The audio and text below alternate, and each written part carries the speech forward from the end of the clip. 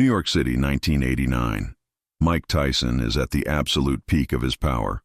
23 years old, undisputed heavyweight champion of the world, undefeated, 37 wins, 0 losses, 33 knockouts. Most of those knockouts in the first round. He's not just a boxer, he's a cultural phenomenon. The most feared athlete in the world. When people see Mike Tyson, they react instinctively. Some freeze, some look away, some cross the street. Not out of hatred, out of primal recognition that they're in the presence of someone capable of extreme violence. Someone who has hurt professional fighters badly. Someone whose job is controlled destruction.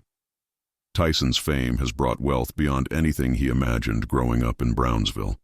Multiple mansions, dozens of luxury cars, jewelry worth millions, an entourage of 30 people on his payroll. Money flowing in faster than he can spend it. Though he tries, parties every night, clubs, restaurants.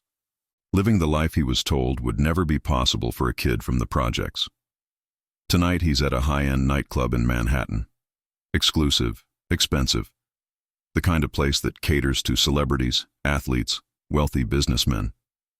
Tyson is in VIP, surrounded by his crew, women, champagne, music pounding, everyone giving him space, treating him like royalty.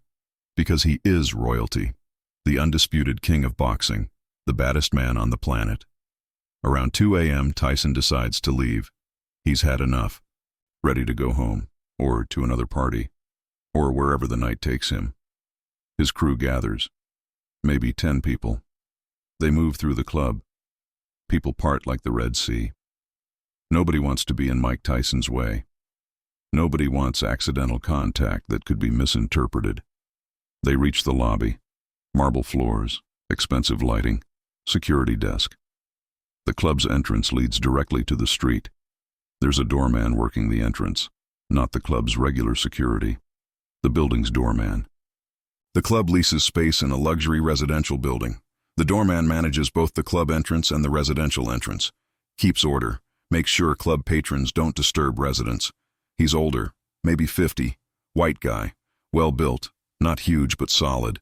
Former cop or military, has that bearing, that confidence, seen things, not easily intimidated.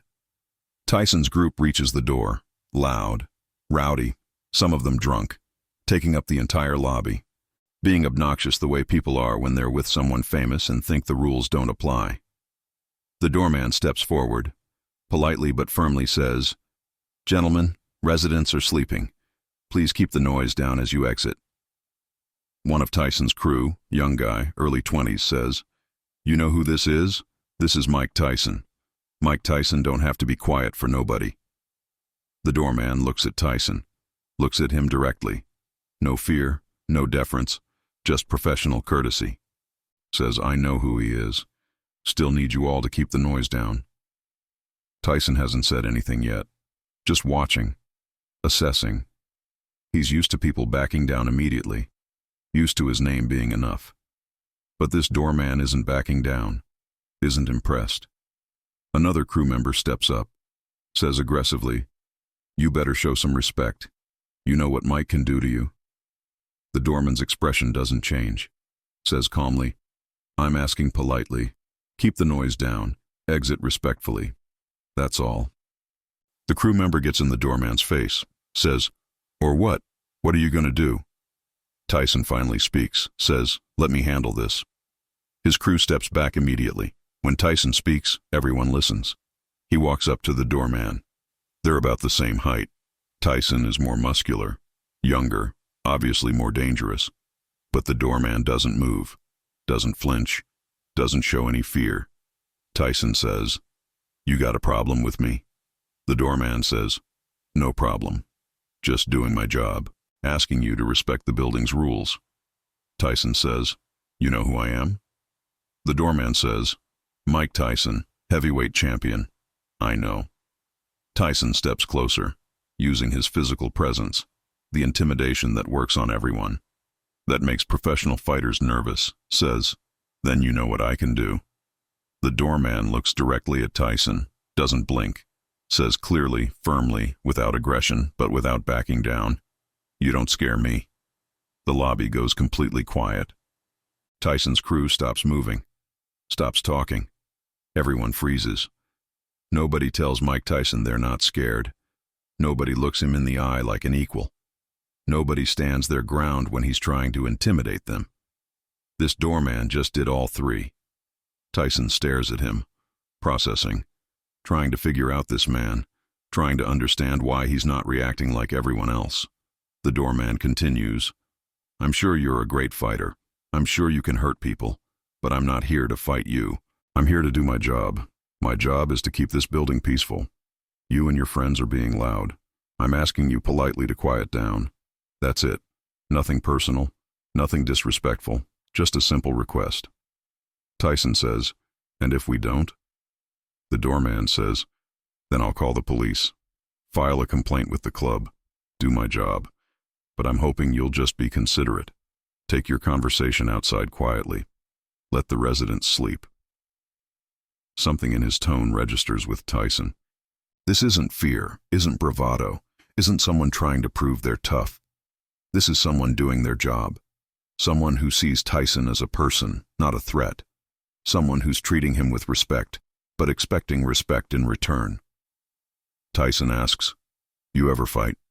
The doorman says, Marine Corps, 20 years, saw combat, retired. This is what I do now. Tyson nods, understanding now. This is someone who's been in real violence, real danger. Boxing matches, no matter how brutal, happen in a ring with rules and referees. This man has been in situations where people were trying to kill him, where he had to kill or be killed. Different kind of danger, different kind of courage. Tyson says, Marines, huh? The doorman says, yes, sir. Tyson looks at his crew, says, let's go. Keep it quiet. His crew is stunned. Mike Tyson just backed down. Mike Tyson just respected someone's request. Mike Tyson just called someone sir. They file out quietly, respectfully. The doorman holds the door open, says to each person as they pass, thank you, have a good night. When Tyson reaches the door, the doorman says, Mr. Tyson. Tyson stops, looks at him. The doorman says, I watch your fights. You're incredible. Best I've ever seen. Thank you for being understanding tonight. Tyson nods, says, you're just doing your job. I respect that. He walks out. The door closes behind him. The lobby is silent, empty. The doorman goes back to his post. Just another night, just another interaction. He doesn't think about it beyond that. Outside, Tyson's crew is confused. One of them says, Mike, why'd you listen to him? You could have done whatever you wanted. Tyson says, that man wasn't scared. You know why? They shake their heads. Tyson says, because he's seen real shit, been in real danger. I'm a boxer. I fight in a ring with rules. That man fought in war, killed people, had people trying to kill him. That's different. That's real. He continues, you can't intimidate someone who's already faced death, who's already been through worse than anything you can threaten them with. That man earned my respect by not being scared, by just doing his job, by treating me like a person instead of treating me like a threat or treating me like a celebrity. One crew member says, but you're Mike Tyson. Tyson says, and he's a Marine who served 20 years. That means something. Means more than a boxing title in some ways. That man protected our country. I knock people out for money. There's a difference. The crew goes quiet. This is a side of Tyson they don't see often. The thoughtful side. The side that understands there are different kinds of strength, different kinds of courage. The next day, Tyson sends someone back to the building, finds out the doorman's name, Robert Mitchell, sends him a gift, signed boxing gloves, a note that says, to Robert, thank you for your service. Thank you for doing your job with dignity. Respect, Mike Tyson. Robert keeps the gloves in his apartment, doesn't sell them even though they'd be worth thousands. They represent something more valuable. Respect between two men, recognition of each other's worth, a moment where fame and power took a back seat to mutual dignity. Years later, After Tyson's career has had its ups and downs, after prison, after the comeback, after the fall, after the redemption, he's asked in an interview about the people who influenced him, who taught him lessons. He mentions Cus D'Amato, obviously. His trainer and father figure, mentions other boxers who challenged him, but he also mentions a doorman in Manhattan. Says, "There was this doorman, Robert, in New York, 1989. I was at my peak, thought I was invincible, thought everyone should be scared of me. He wasn't. He looked me in the eye and told me I didn't scare him. Not because he was trying to be tough, because he'd been in situations where fear meant death and he'd survived.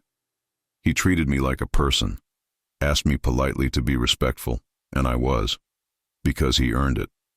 Tyson says, "That taught me something important. That real strength isn't about intimidation. It's about being secure enough in yourself that you don't need to prove anything." That Marine did his job, didn't care that I was famous, didn't care that I could hurt him, just cared about doing his job right. That's real strength. The interviewer asks if Tyson ever saw Robert again. Tyson says no, says he wishes he had, says he'd like to thank him again for that lesson, for showing him that respect goes both ways, that being the baddest man on the planet doesn't mean you get to disrespect people doing honest work. Robert Mitchell, the doorman, retired in 2005, moved to Florida, lives quietly. Probably doesn't tell the Mike Tyson story often. For him, it was just another night, just doing his job, just treating everyone with the same standard, celebrity or not, champion or not. Everyone gets the same respect. Everyone gets the same rules. That's professionalism. That's integrity. That's why Tyson backed down. The moment in that lobby, when Robert said, "You don't scare me," and the room went quiet, wasn't about confrontation, wasn't about one man dominating another. It was about mutual recognition. Tyson recognized that Robert had seen and done things that put boxing in perspective. Robert recognized that Tyson had the self-awareness to respect someone who wasn't impressed by fame. Both men walked away with their dignity intact. Both men respected each other. Neither needed to prove anything. That's what made the moment powerful. Not the threat of violence, the absence of it, the choice to be respectful instead of aggressive, to recognize strength in different forms, to understand that courage isn't always loud. Sometimes it's quiet. Sometimes it's just a man doing his job, saying firmly but politely what needs to be said, standing his ground not because he wants to fight, but because he has responsibilities. Mike Tyson was 23 years old, at the peak of his physical power, could have done anything he wanted. Instead, he chose respect, chose to listen to someone who treated him like a person, chose to be quiet and considerate. That choice, in that moment, showed more strength than any knockout. "You don't scare me," Robert told Mike Tyson. Moments later, the lobby went quiet. Not because of fear, because of respect. Because everyone there, including Tyson, recognized they'd just witnessed something rare. A moment where power met principle and principle won. Where intimidation met integrity, and integrity stood firm. Where fame met service and service didn't blink. That's the story. Not about Mike Tyson being violent. About Mike Tyson being wise enough to recognize real strength when he saw it.